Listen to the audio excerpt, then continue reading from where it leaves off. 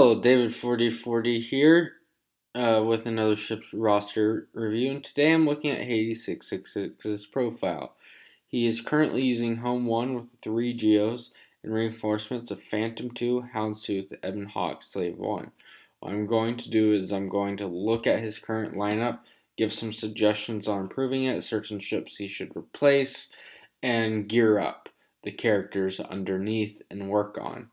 Then I'm going to go in and say what are some future teams he should be working towards to uh, keep himself getting up and, and not fall behind in Fleet Arena, so that he can climb even more. So let's take a look. So for his ships here, the first thing we want to take a look at is his capital ships. Home 1 is an excellent capital ship. However, the problem is with Geos is it works best offensively, which is probably why you love it. You notice that you're doing really well being able to attack with it. However, you're not going to be doing as well on defense with it, which is not what you're going to see. And for this, the best option is going to be Executrix. Executrix is the best combined offensively and defensively to go with the Geos. You're just going to need to gear up Grand Moff Tarkin a little bit to work on this team some more. I would say Gear 12. That should always be the goal with your fleet commanders. And for Executrix, the first thing you want to max out is not executive order, but victory at all costs. This is kind of like the leadership ability for this ship, so it's going to give yourself some more damage. And then max out executive order, heavy ion cannon, and save turbo laser batteries for last, based off what you currently have on the ship.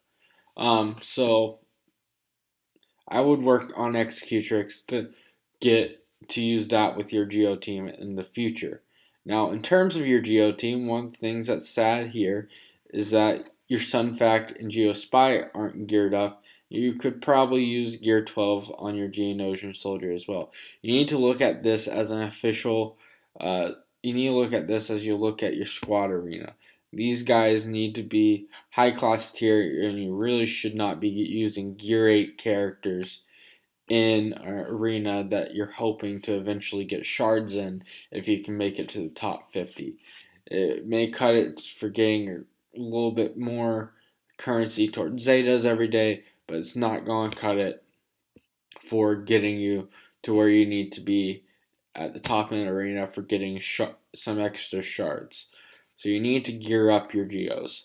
And you also need to max out the uniques on the Geonosians. These are going to give buffs to all your Geonosians, so you need to max out Grudge. I believe you already have Geospies maxed out. No, you do not.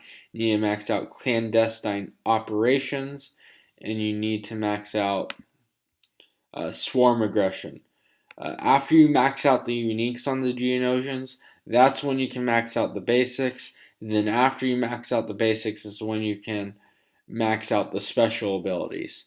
So that's the order you go: uniques, basics, specials. If you have any questions on that, reach out to me later. That's really what you need to know in terms of abilities, and that will hopefully also give you a huge boost to your team. So gear up these guys. Geos are a fairly easy gear. There's a couple spaces where it's a little iffy, but they're really not too bad compared to other guys. And max out their uniques first. So one of the other things I noticed here is you have a wonderful Houndstooth put together. You have everything maxed out on it. This should be in your starting fleet. No reason it shouldn't. It's going to be soaking up the most damage for you. It's the best defensive thing you got. If you don't want to be falling defensively, Houndstooth needs to be your starter rather than a reinforcement. You should probably start Houndstooth, Sunfact, Geosoldier. If you want, though, you can start Houndstooth, Geosoldier, Geospy, if you would prefer to have a tank to call in. Either one's a great option.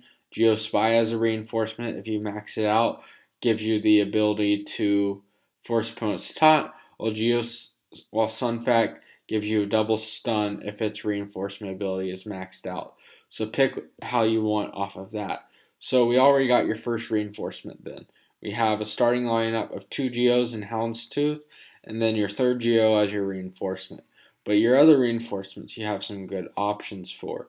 Phantom 2 is going to be the first one you want to have there. It's a fantastic reinforcement. It can come and deal massive damage, inflict target lock. It's a little bit evasive, but you need to gear up Chopper so that you can have this ship at its full potential, dealing more damage, giving it more speed, and maxing out Chopper's character ability for the ship.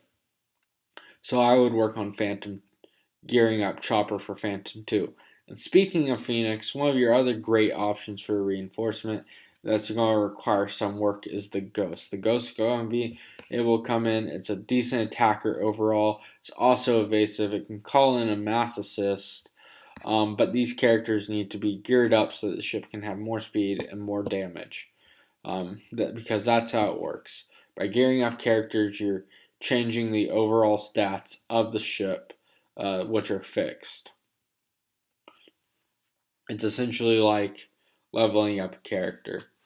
So you need to gear up these characters. Now, for another reinforcement, you're already using it. Ebon Hawk is an excellent reinforcement. I suggest you continue using it. It gives you a dispel option. I personally think always having a dispel option, whether it's a single dispel or a mass dispel like the Ebon Hawk gives you on its reinforcement ability, it's always a great tool to have at your disposal. So keep on using the Ebon Hawk as a reinforcement. It also has some anti-target locked abilities, which I'm sure are useful with Chaff. So keep on going. Now, one ship you're currently using as a reinforcement is Slave One, which is decent. It's probably good to keep on using until you work on your Ghost some more. But in the long run, Slave One's more of a plug and play. It's probably going to be better for you in some sort of secondary fleet. It's not the best ship in the game. It's just a decent reinforcement that can come in and taunt, soak up a little bit of damage, deal out a little bit of damage, but generally dies decently quickly. It's just kind of annoying.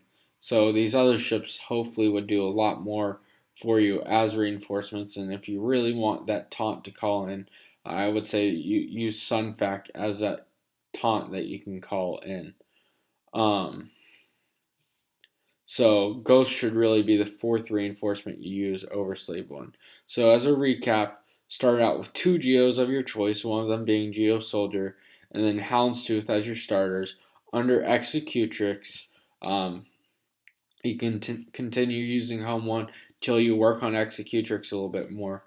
And then as reinforcements, your third Geo, Phantom 2, Ebon Hawk, preferably Ghost. Ghost also is just going to have some synergies with Phantom 2 that will be helpful. But what you need to do is work on your Geos. Gear them up. Max out their uniques. You also need to gear up your Phoenix. I would focus on your Geos first, then focus on your Phoenix. Maybe start on your Phoenix on the side while you're working on your Geos. Now, those Phoenix are going to be a Carbonti sink, but hopefully in the long run it is worthwhile. And these ships not only are going to be useful now, but they're going to be useful in future metas and future teams, as they have been for the past couple years, and they probably will continue because the Phoenix ships are really plug and play and they're worth the long-term investment. Now for some other things you should be working on. Chimera is something you should be working on.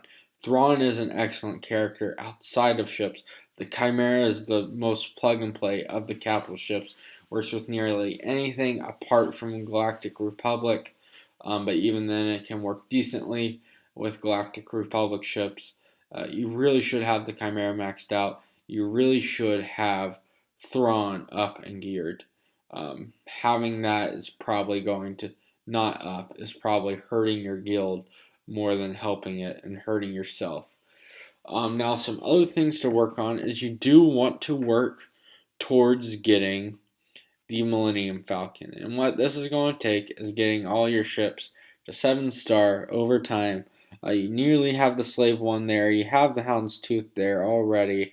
So just keep on working on that. But this is also going to require you to just double down and work on starring the IG-2000 and Xanadu Blood and working on these ships. The Xanadu Blood's actually an excellent ship. So gearing up Cad Bane and leveling up the ship and Cad Bane is not going to be too terrible. But these are things you need. These are two ships you need to put on your radar for at least starring in order to get the Millennium Falcon. Now, another ship that should be on your radar is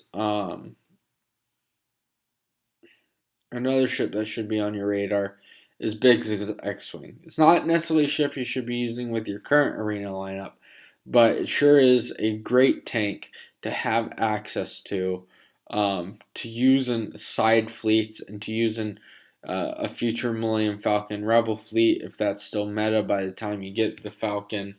And even if the Falcon's not meta anymore, it's still an excellent tank that can soak up damage. It was the best tank in the game before Houndstooth. Still the second best ship's tank in the game to this date. So having Biggs geared up so that the ship is tanky is really not a bad idea and just something to think about. And the other thing to think about overall is while you're working towards getting these bounty hunter ships up, is maybe picking one or two of the rebel ships to focus on. So I'm talking about Cassian's U-Wing, I'm talking about Biston's U-Wing, talking about Wedge's X-Wing, but that one's probably, if you had to pick one not to focus on, that would be the one.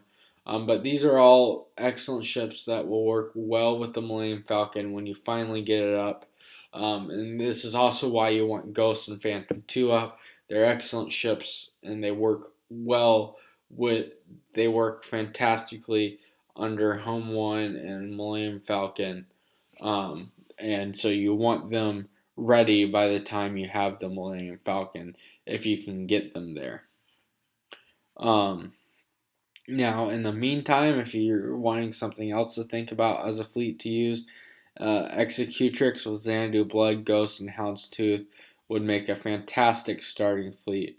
And just another ship to think about is High Advance, just because of the massive amount of damage it can do on its basic. It's really useful in secondary fleets. But those are all more side projects to work on.